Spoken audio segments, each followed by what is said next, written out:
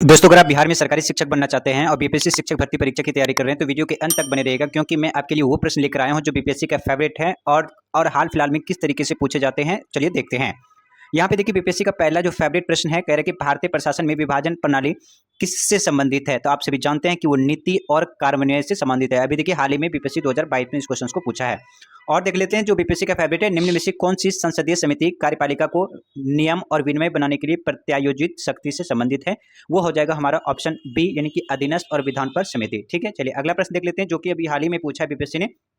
कह रहे भारत में न्यायिक प्रणाली किस पर आधारित होता है। तो आप सभी जानते हैं भारत में जो न्यायिक प्रणाली है वो संविधान पर और कानून के द्वारा स्थापित होता है, यानी कि ए और डी दोनों हो जाएगा। तो यहाँ पे हमारा जो आंसर होगा वो हो जाएगा ई ऑप्शन, यानी कि एक से अधिक, उपयुक्त में से एक से अधिक। ठीक है, यानी कि न्यायिक जो प्रक्रिया है वो हो जाएगा संविधान से ही। क्या होता है कि संविधान राज्यसभा और लोकसभा के द्वारा क्या होता है, कोई भी विधेयक पारित की जाती है और उसके बाद कानून बनता है, और कानून द्वारा स्थापित प्रक्रिया के तहत ही क्या होता है, हमारे भारत पर चलता है, यानी कि भारत चलता है। चलिए आगे और प्रश्न देख लेते हैं, या इसी को और देख लेते हैं किस तरीके से पूछा जा सकता है। कह रहे भारत में न्यायिक प्रणाली संविधान, कानून द्वारा स्थापित प्रक्रिया और परंपरा पर आधारित चलता है। ठीक है, चलिए अगला प्रश्न देख लेते हैं जो कि महत्वपूर्ण है। कह रहे कि राज्य सरकार का कार्यकारी अध्यक्ष या संवैधानिक प्रमुख कौन होता है। तो आप सभी जानते हैं कि राज्य सरकार का जो कार्यकारी अध्यक्ष या संवैधानिक जो अध्यक्ष होता है वो राज्यपाल होता है।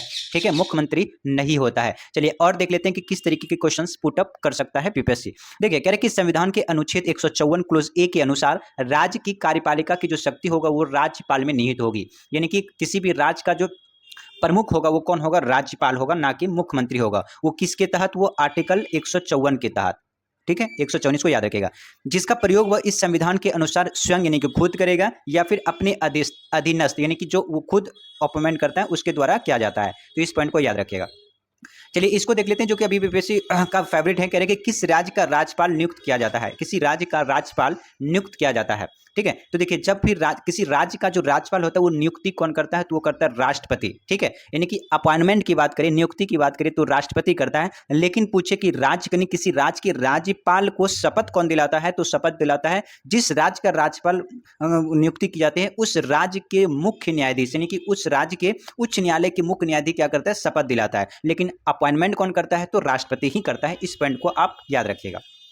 चलिए और देख लेते हैं महत्वपूर्ण फैक्ट। यहां से कह रहे किसी राज्य के राज्यपाल की नियुक्ति राष्ट्रपति की मोहर लगे आज्ञा पत्र के माध्यम से होती है, यानी किसी भी राज्य की जो राज्यपाल है उसकी नियुक्ति कौन करेगा, राज्यपाल। ठीक है, उल्लेखनीय है कि भारतीय संविधान के भाग 6 के अनुच्छेद 153 से लेकर 167 तक राज्य की कार्यपालिका की शक्ति का वर्णन है, यानी कि कार्यपालिका का वर्णन है। राज्य कार्यपालिका में राज्यपाल, मुख्यमंत्री, मंत्रिपरिषद, राज्य के महाअधिवक्ता यानी एडवोकेट जनरल सम्मिलित होता है। ठीक है, अगर आपसे पूछे किसी राज्य का जो सरकारी वकील होता है वो कौन होता है, तो एडवोकेट जनरल या फिर उसे महाअधिवक्ता कहते हैं। लेकिन अगर आपसे पूछे भारत का कौन होता है सरकारी वकील, तो हो जाएगा सॉलिसिटर जनरल। ठीक है, जिसे महान्यायवादी कहते हैं। ठीक है, राज्यपाल राष्ट्रपति के प्रसाद पर पद पर धारण करता है। ठीक है, इसके अलावा कहने का मतलब यहाँ पे है मुख्यमंत्री, मंत्रिपरिषद, राज्य के महाअधिवक्ता, ठीक है, एडवोकेट जनरल जो होते हैं वो जो राज्यपाल राष्ट्रपति के प्रसाद यानी कि राष्ट्रपति, ये सभी के सभी किसके पर्यत में काम करेगा, तो ये राष्ट्रपति के लिए यानी कि राष्ट्रपति के प्रसाद पर्यत पर काम करेगा। ठीक है, इसके अलावा कभी भी राष्ट्रपति को संबोधित कर अपना त्यागपत्र देख सकता है। कहने का मतलब अगर राज्यपाल या फिर एडवोकेट जनरल या फिर कार्यपालिका में राज्यपाल या तो ये किसको त्याग पत्र देगा, तो यहाँ पे ये देगा राष्ट्रपति को। ठीक है, और मुख्यमंत्री किसको त्याग पत्र देता है, तो राज्यपाल को। ठीक है, इस पॉइंट को याद रखिएगा, बहुत महत्वपूर्ण है और आगे पूछने की प्रबल संभावना है। ठीक है, चलिए आगे और प्रश्न देख लेते हैं जो कि इंपॉर्टेंट है। कि राज्य विधान परिषद के सदस्य निम्नलिखित में से किस श्रेणी में नहीं चुने जाते हैं। तो यहाँ पे देखिए स्थानीय निकाय, पंचायतों के सदस्य, ठीक है, स्थानक या फिर यहाँ पे शिक्षक। तो देखिए ये सभी के सभी क्या करते हैं, वोट देता है और ये सभी वोट देके यानी कि उसको चुनता है, यानी कि चुनता है। लेकिन जो उद्योगपति है इसका कोई लेना देना नहीं है। तो ऑप्शन नंबर यहाँ पे हमारा डी हो जाएगा। और इसे विस्तार से देखते हैं कि संविधान के अनुच्छेद 171 क्लोज 3 के प्रावधानों के तहत कह रहे कि विधान परिषद की संरचना का उल्लेख है। 1/3 सदस्य स्थानीय निकायों द्वारा, ठीक है, स्थानीय जो 1/3 जो सदस्य होगा वो स्थानीय निकायों के द्वारा, किसके द्वारा, स्थानीय निकायों के द्वारा। 1/12 सदस्य न्यूनतम 3 वर्ष से स्नातकों द्वारा या 1/12 सदस्यों को न्यूनतम 3 वर्ष से अध्यापन कर रहे लोग चुनेंगे, जो कि माध्यमिक स्तर से निम्न स्तर नहीं होना चाहिए। 1/3 सदस्यों को विधानसभा के सदस्यों द्वारा, शेष सदस्यों को राज्यपाल द्वारा नामांकित किया जाता है। और पति जो होते हैं श्रेणी राज्य विधान परिषद के सदस्य नहीं चुने जाते हैं। तो इसको आप याद रखिएगा। चलिए अगला प्रश्न देख लेते हैं जो कि महत्वपूर्ण है। किसी राज्य में विधान परिषद की संरचना अथवा विघटन किया जा सकता है, कैसे?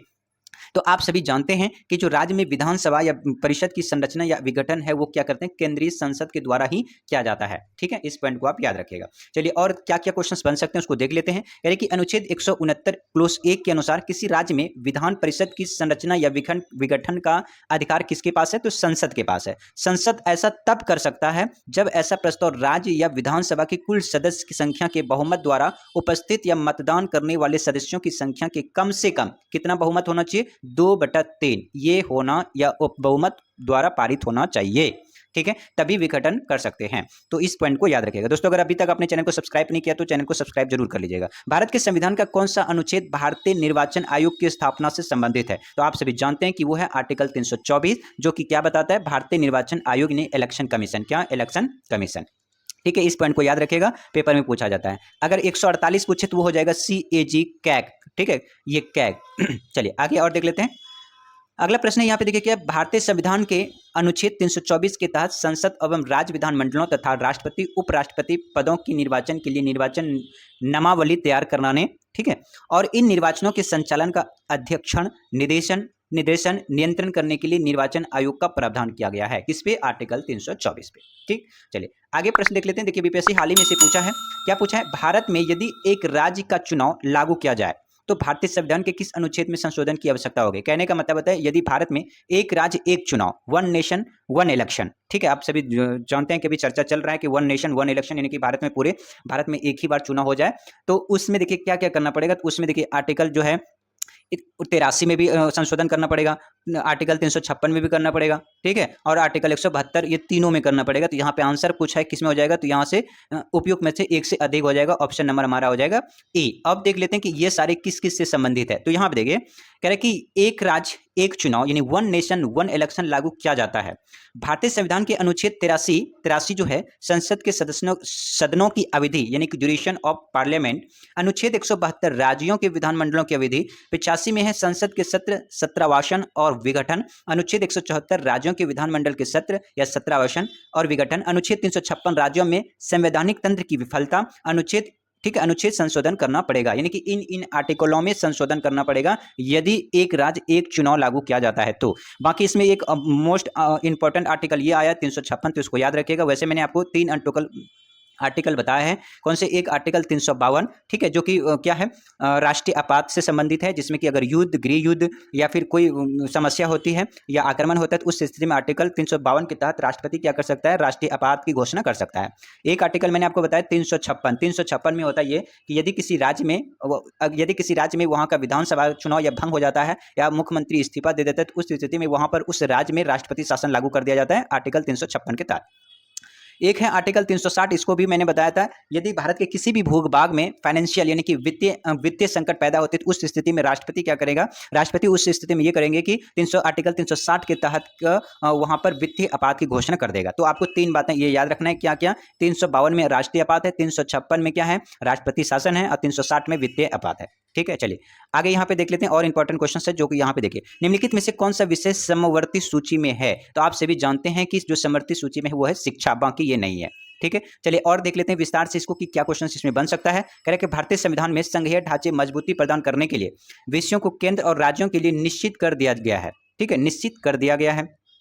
इन्हीं महत्व के आधार पर संघ सूची, राज्य सूची, समवर्ती सूची 3 में विभाजित किया गया है। शिक्षा प्रारंभ में राज्य सूची में शामिल थी, परंतु संघ व राज्य दोनों के इसके समान महत्व देखते हुए संविधान के 42वां संशोधन 1976 की धारा 57 के तहत इसे समवर्ती सूची में डाल दिया गया है। पेपर में यह पूछा जाएगा कि शिक्षा जो है राज्य सूची से जो है समवर्ती सूची में किस संविधान संशोधन के तहत डाला गया है। तो आपको ध्यान रहना चाहिए कि वो 42वां कॉन्स्टिट्यूशन अमेंडमेंट 1976 के तहत किया गया है। ठीक है दोस्तों, अगर आप चैनल पे नए तो कृपया चैनल को जरूर सब्सक्राइब कर लीजिएगा, क्योंकि यहाँ से आपको रेगुलर बेसिस पे इंपॉर्टेंट क्वेश्चन कराए जा रहे हैं और आपके एग्जाम के पॉइंट ऑफ व्यू से बहुत महत्वपूर्ण है। यहाँ से कई प्रश्न देखने को मिलेगा। चलिए अगला प्रश्न है कि निम्नलिखित में किस अनुच्छेद के अंतर्गत वित्त आयोग का गठन का प्रावधान है? वित्त आयोग, तो वो आर्टिकल है 380। इस पॉइंट को आप याद रखेगा, क्या कि आर्टिकल है आर्टिकल 280 है, ये वित्त आयोग का गठन का प्रावधान किया गया है। और देख लेते हैं इससे कौन कौन से प्रश्न बन सकता है। देखिए कह रहे केंद्र व राज्यों के मध्य कर का राजस्व यानी कि टैक्स रेवेन्यू के वितरण पर सिफारिशें देने के लिए विधान के ठीक है संविधान के अनुच्छेद 280 के तहत राष्ट्रपति द्वारा वित्त आयोग का गठन किया जाता है। किसके द्वारा? राष्ट्रपति के द्वारा। और कौन से आर्टिकल के तहत? 280 के तहत। इस पॉइंट को आप याद रखिएगा। चलिए अगला प्रश्न देख लेते हैं और जो इंपॉर्टेंट है, कह रहे कि भारत में संघीय वित्त आयोग संबंध रखता है। ठीक है, संघीय वित्त आयोग। तो देखिए अभी अभी हमने देखा कि वो केंद्र एवं राज्यों के बीच में क्या करता है, वित्त से संबंधित रखता है, यानी केंद्र और राज्य के बीच में। ठीक है, चलिए आगे और देख लेते हैं क्या क्वेश्चन इससे बन सकता है। कह रहे भारत में संघीय वित्त आयोग राज्यों एवं केंद्र के बीच वित्तीय से संबंधित है, फाइनेंशियल से संबंधित है। वह दोनों के मध्य कर एवं अनुदानों के बारे में विभाजन के सिद्धांतों के बारे में सुझाव देता है। ठीक है, चलिए अगला प्रश्न देख लेते हैं और जो इंपॉर्टेंट है, कह रहे योजना आयोग की स्थापना कब हुई? तो आप सभी जानते हैं योजना आयोग का जो स्थापना हुआ था 15 मार्च 1915 में हुआ था, लेकिन यहाँ पे 2015 में योजना आयोग का नाम बदल करके नीति आयोग रख दिया गया है। और आप सभी जानते हैं योजना आयोग या फिर नीति आयोग का जो चेयरमैन होता है वो प्रधानमंत्री होता है तत्कालीन। ठीक है, और देख लेते हैं विस्तार से और इसमें क्या क्या क्वेश्चन बन सकते हैं उसको देख लेते हैं। यहाँ पे देखिए क्वेश्चन क्या बन सकता है। वित्त आयोग के विपरीत योजना आयोग एक संविधानोत्तर संस्था था। इसका संविधान में कोई उल्लेख नहीं था। इसका गठन केंद्रीय मंत्रिमंडल के एक संकल्प द्वारा कब किया गया? 15 मार्च 1950 को किया गया था। प्रधानमंत्री इसका पदेन अध्यक्ष होता है। इसका मुख्य कार्य केंद्र की पंचवर्षीय योजना, राज्यों की वार्षिक योजनाओं के संबंध में सलाह देना और इसका नाम यानी कि किसका, नीति आयोग का, यानी कि यहाँ पे जो है योजना आयोग, यानी योजना आयोग का नाम बदलकर कब? 1 जनवरी 2015 को इस स्थान पर अब नीति आयोग के नाम से जाना जाता है। यानी कि अब आप योजना आयोग को किस नाम से जानते हैं? नीति आयोग। कब पूछा है? 1 जनवरी 2015 को नाम योजना आयोग का बदलकर नीति आयोग कर दिया गया है। चलिए ठीक है, चलिए आगे और प्रश्न देख लेते हैं जो कि महत्वपूर्ण है। कह रहे कि भारत के विभिन्न राजनीतिक दलों को राष्ट्रीय या क्षेत्रीय दल का दर्जा देने का अधिकार किसको है?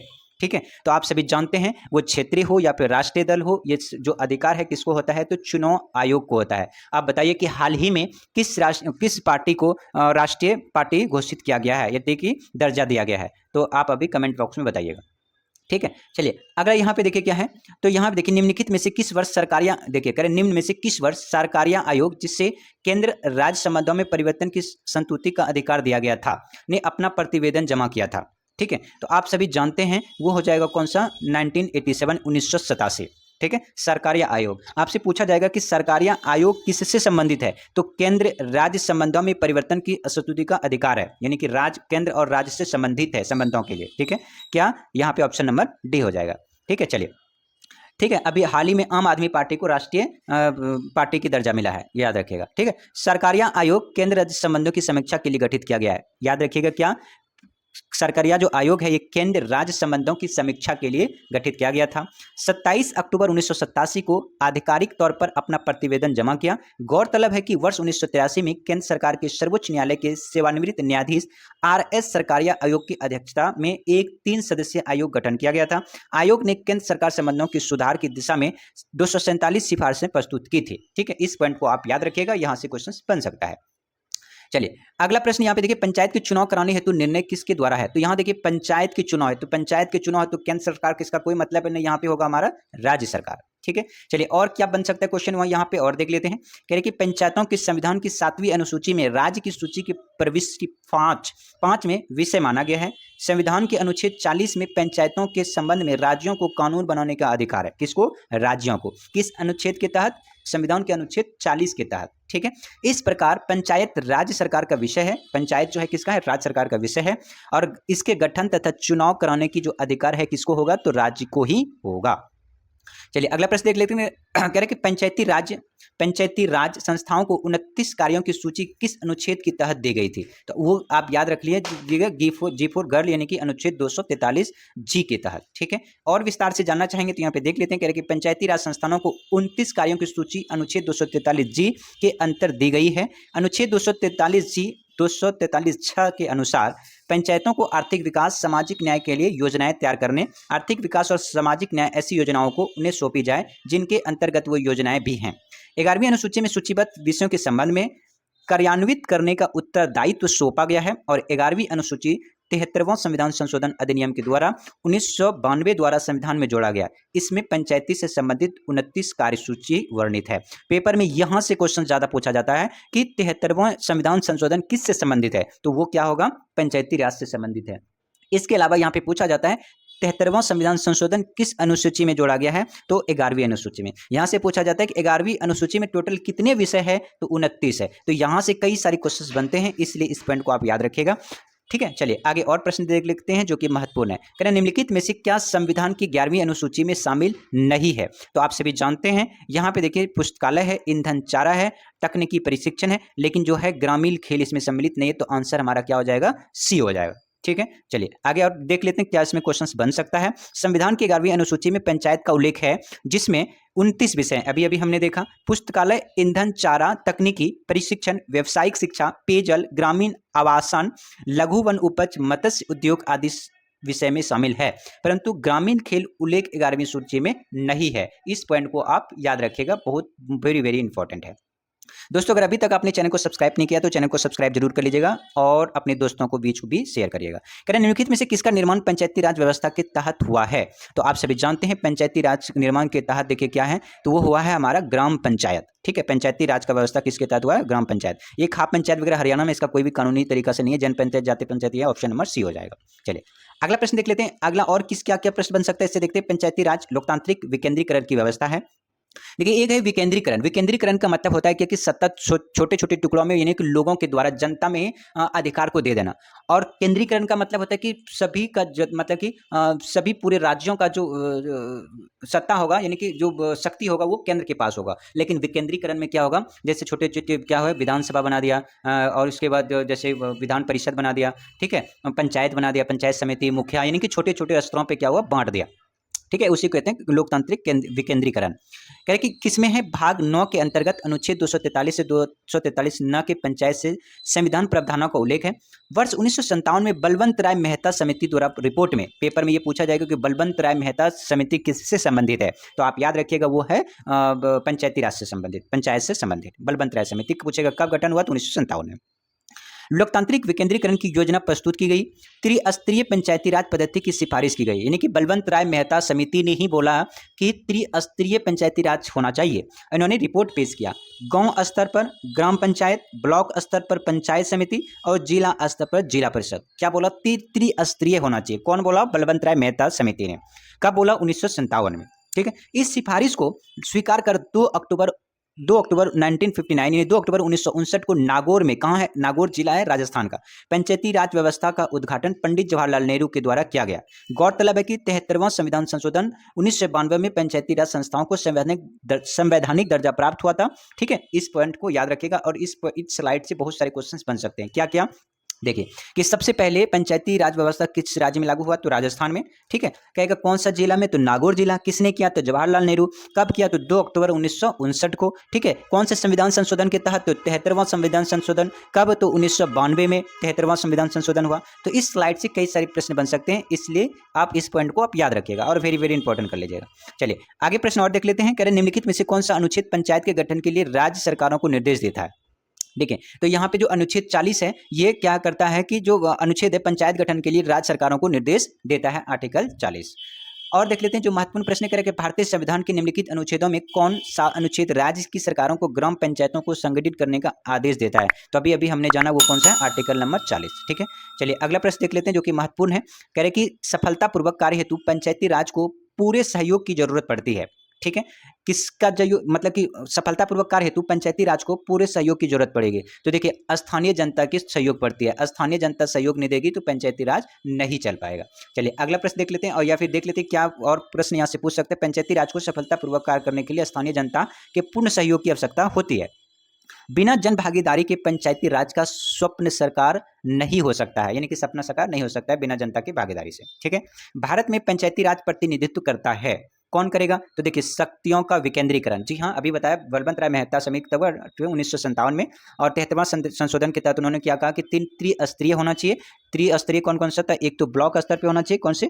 एक ब्लॉक स्तर पे होना चाहिए। यहाँ पे देखिए, यहाँ पे देखा था मैंने ग्राम, ठीक है, गांव स्तर पर ग्राम पंचायत, ब्लॉक स्तर पर, ठीक है, ब्लॉक स्तर पर पंचायत समिति और जिला स्तर पर जिला परिषद। तो इसको 3 पॉइंट को आप याद रख लीजिएगा, यहाँ से कई सारे क्वेश्चन बन सकता है।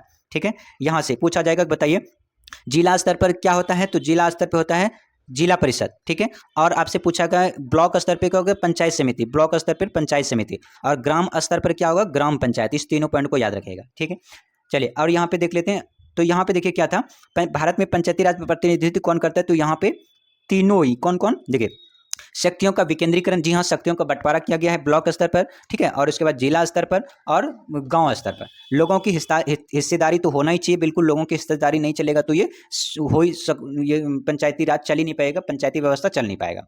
उसके बाद सामुदायिक विकास भी होना चाहिए, तो यहाँ पे ऑप्शन नंबर डी हो जाएगा, सभी के सभी। चलिए और विशेष देख लेते हैं, कह रहे कि भारत में पंचायती राज व्यवस्था के स्थापना ग्रामीण जनता के सर्वांगीण विकास के लिए की गई है। यह शक्तियों के विकेंद्रीकरण, लोगों की भागीदारी, सामुदायिक विकास का प्रतिनिधित्व करता है। क्या करता है, सामुदायिक विकास का प्रतिनिधित्व करता है। ठीक है, अगला प्रश्न देख लेते हैं जो कि और महत्वपूर्ण है, कह रहा है कि पंचायती राज की स्थापना की प्रेरणा संविधान के अनुच्छेद 40 ने दी है। किसने, पंचायती राज की स्थापना की प्रेरणा संविधान के अनुच्छेद 40 ने दी है।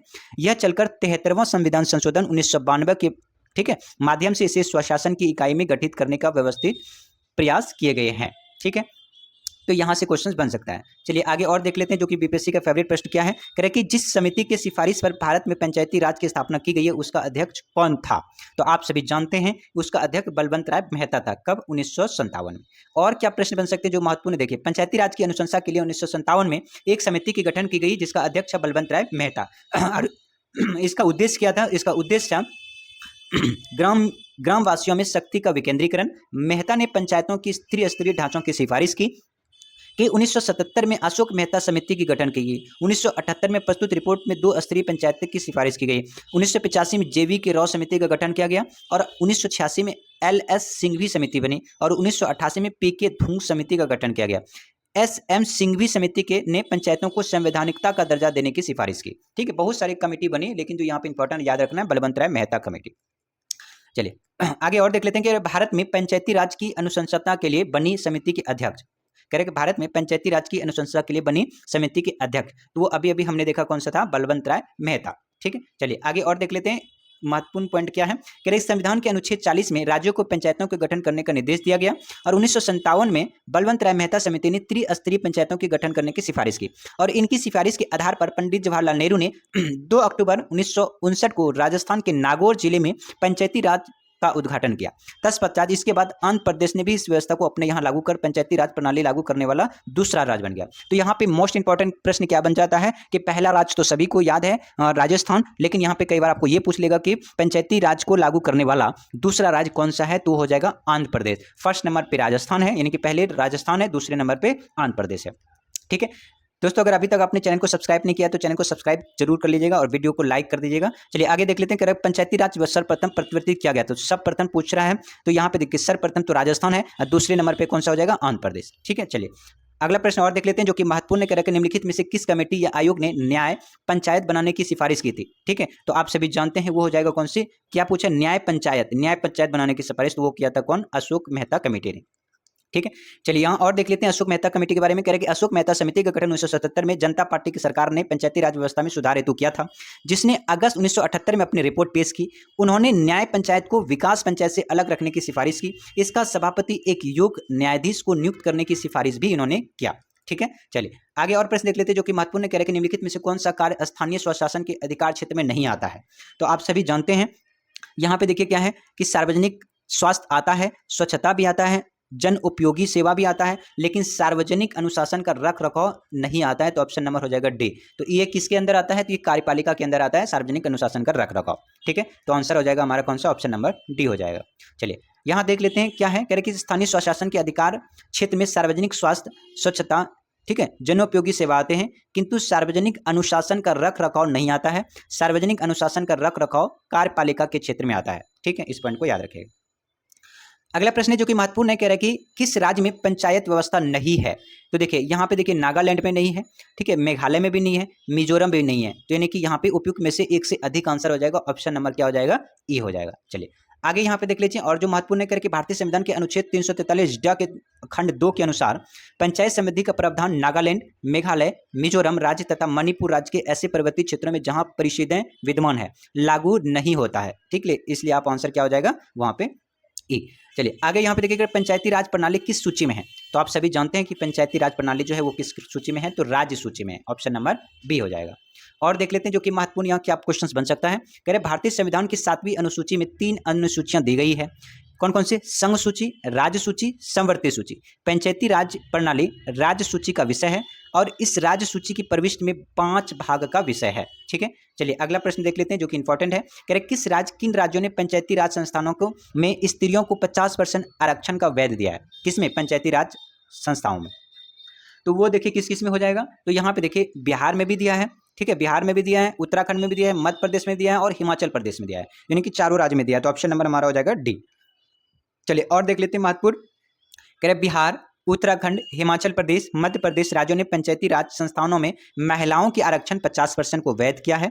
इसके अतिरिक्त आंध्र प्रदेश, केरल, छत्तीसगढ़, झारखंड, महाराष्ट्र, उड़ीसा, राजस्थान, कर्नाटक, पंजाब, सिक्किम, तमिलनाडु, तेलंगाना, पश्चिम बंगाल, त्रिपुरा महिलाओं के लिए 50% स्थान पंचायतों में आरक्षित सीट किए गए हैं। इसको भी आप याद रखिएगा। ठीक है, चलिए आगे और देख लेते हैं जो कि महत्वपूर्ण प्रश्न है। कह रहे कि 73वें संविधान संशोधन कानून की वैधानिक शुरुआत किस संविधान संशोधन बिल से हुई है?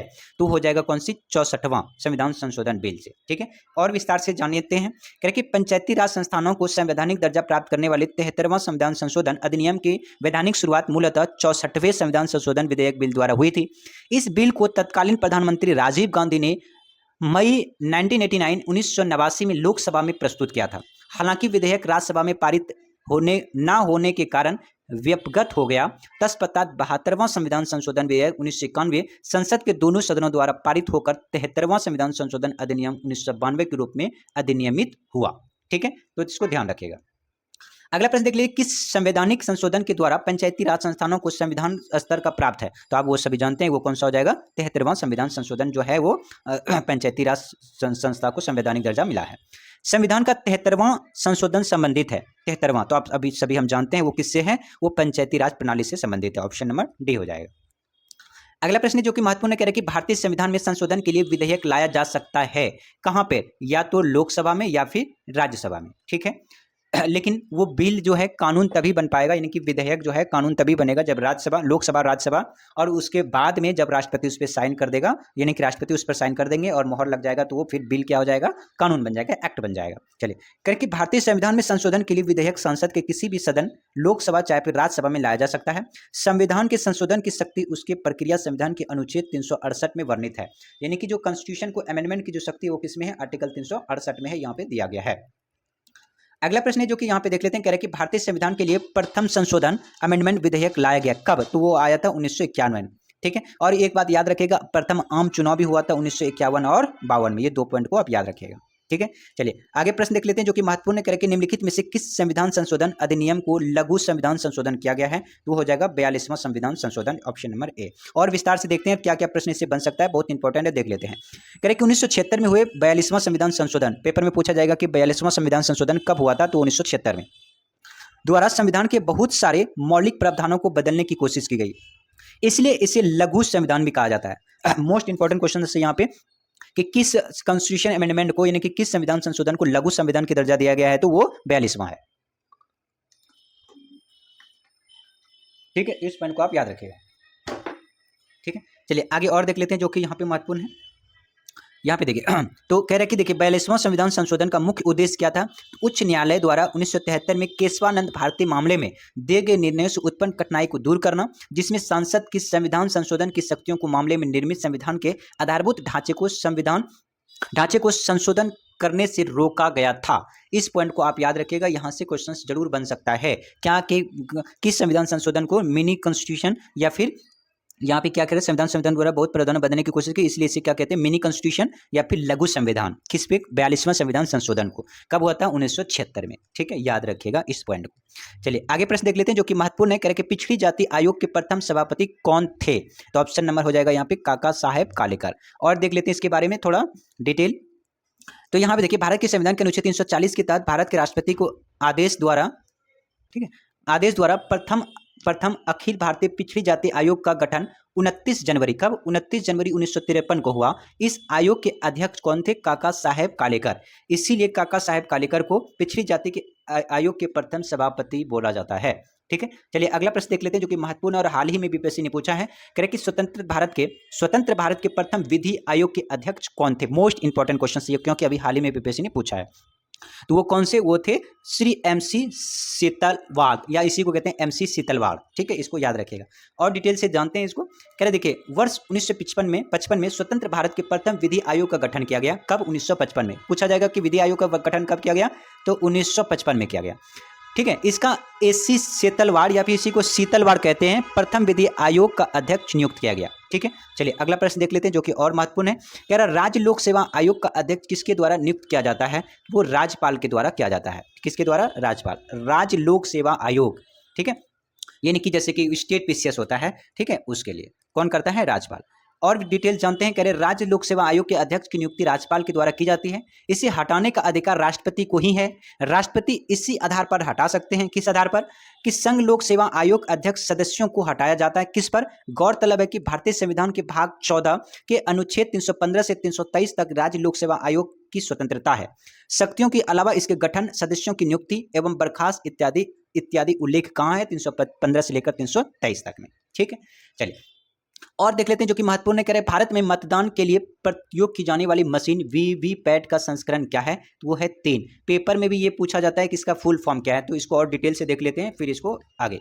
यहाँ पे देखिए कह रहे हैं कि निर्वाचन आयोग के नाम एक स्वतंत्र निकाय की स्थापना कब हुआ? तो 324 के अंतर्गत, यानी कि इलेक्शन कमीशन पूछे कौन से आर्टिकल में है, तो आर्टिकल 324 के अंदर इलेक्शन कमीशन है।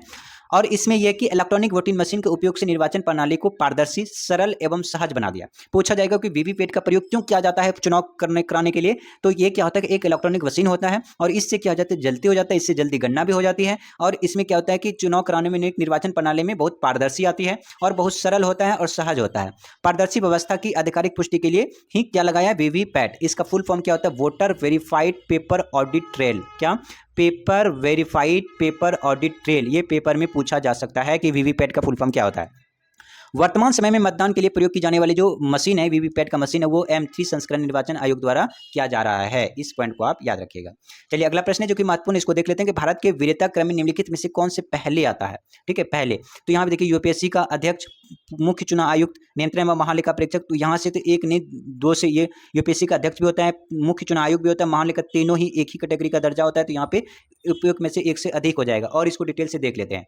देखिए कह रहे हैं कि वरीयता यानी कि टेबल प्रेसिडेंस के, ठीक है, टेबल ऑफ प्रेसिडेंस के केंद्र एवं राज्य सरकारों के विभिन्न पदाधिकारियों के रैंक एवं ऑर्डर से संबंधित है। इस संबंध में वर्तमान में अधिसूचना 26 जुलाई 1979 को जारी की गई। इसके अनुसार संघ लोक सेवा आयोग यानी कि UPSC का जो UPSC है, मुख्य निर्वाचन आयोग यानी इलेक्शन कमीशन, भारत के नियंत्रक और महालेखा परीक्षा यानी CAG cap, controller auditor general, ठीक है, कंट्रोलर ऑडिटर जनरल, वरीयता क्रम में एक समान 9 का रखा गया है। जबकि उच्च न्यायालय के मुख्य न्यायाधीश को अपने नियंत्रण में 14वें, इसके बाहर 17वें क्रम पर रखा गया है। तो इस पॉइंट को आप याद रखिएगा। चलिए आगे देख लेते हैं। मोस्ट इंपॉर्टेंट क्वेश्चन है क्योंकि अभी इसी हाल ही में UPSC ने पूछा है। करें भारतीय संविधान का अनुच्छेद 300, देखिए ये 300 क्यों महत्वपूर्ण है? तो आप सभी जानते हैं कि 300A यानी कि 300A तो था क्या? संपत्ति के अधिकार को हटाकर कहाँ रखा है? 300A में। तो आपसे यहाँ पे पूछने की संभावना है कि 300 किससे संबंधित है? तो देखिए जो 300 संबंधित है वो मुकदमे और कार्रवाई से संबंधित है, आर्टिकल 300 यानी कि अनुच्छेद 300। आगे और विस्तार से देखते हैं। करें कि भारतीय संविधान के अनुच्छेद 300 के अंतर्गत वाद, कार्रवाइयाँ और उल्लेख है। अनुच्छेद 302 में व्यापार, वाणिज्य, ठीक है, समागम पर निर्बंध आरोपित करने की संसद की शक्ति है। और अनुच्छेद 76 में भारत का महान्यायवादी का उल्लेख है। किसमें है? आर्टिकल 76 में। क्या? भारत का महान्यायवादी, ठीक है। महान्यायवादी क्या होते हैं? Attorney general. चलिए और देख लेते हैं डिटेल करें। पंचायतों की वित्तीय स्थिति की समीक्षा के लिए राज्य सरकार प्रत्येक 5 वर्ष पर वित्त आयोग का गठन करती है। संविधान के अनुच्छेद 243(6) के तहत वित्त आयोग गठन का प्रावधान है। इसके तहत वित्त आयोग का गठन राज्यपाल करता है। वित्त आयोग का गठन कौन करेगा? तो राज्यपाल करेगा, ठीक है।